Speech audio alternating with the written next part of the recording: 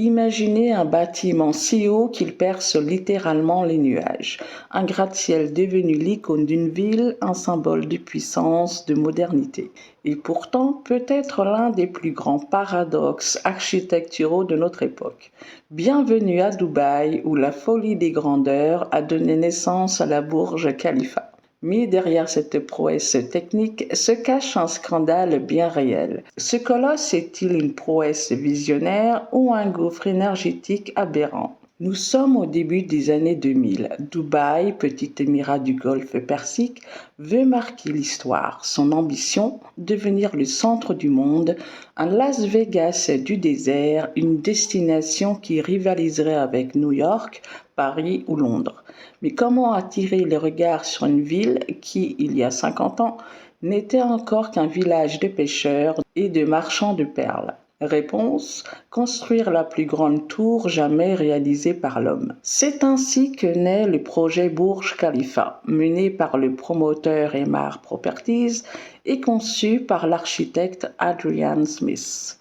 Un défi titanesque, une tour de 828 mètres, presque 2 fois la hauteur de l'Empire State Building. Un projet pharaonique qui promet de repousser toutes les limites. Mais à quel prix? À première vue, la Burj Khalifa impressionne. Avec ses 160 étages, ses hôtels de luxe, ses piscines suspendues, ses ascenseurs ultra rapides, tout semble irréprochable. Mais creusons un peu. Premier problème, la consommation énergétique délirante. Pour alimenter cette tour en climatisation, indispensable sous 50 degrés de chaleur estivale, il faut une quantité d'énergie astronomique. Selon certaines estimations, la Burj Khalifa consommerait autant d'électricité que 360 000 ampoules de 100 watts allumées en même temps, en permanence. Et l'eau encore pire. Chaque jour, la tour nécessite près de 950 000 litres d'eau, principalement pour la climatisation et les fontaines décoratives.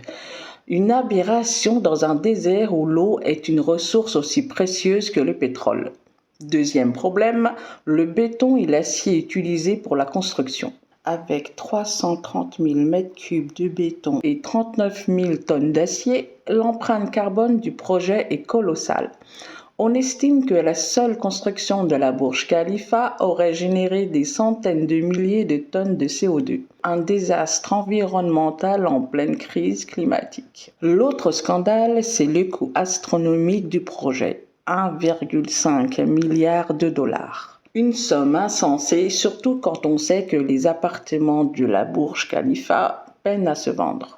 Au début, tout le monde voulait une part du gratte-ciel, mais la réalité est vite venue refroidir les investisseurs. Beaucoup d'appartements sont vides ou achetés uniquement pour la spéculation. La tour peine à générer des revenus suffisants, une partie des bureaux et des logements sont inhabités. Autrement dit, la Burj Khalifa est un géant au pied d'argile, plus un outil de prestige qu'un projet véritablement rentable. Derrière cette prouesse architecturale se cache un autre scandale, les conditions des ouvriers qui l'ont construite. La plupart des travailleurs venaient d'Inde, du Pakistan ou du Bangladesh. Beaucoup ont travaillé dans des conditions inhumaines avec des salaires de misère. Certains ouvriers témoignent des journées de 12 à 14 heures sous une chaleur accablante avec des logements insalubres et des passeports confisqués pour les empêcher de fuir. Un gratte-ciel est construit sur la sueur et la souffrance des travailleurs précaires. Voilà une autre facette bien moins glamour du projet. Alors, la Burj Khalifa est-elle un triomphe architectural ou une absurdité écologique?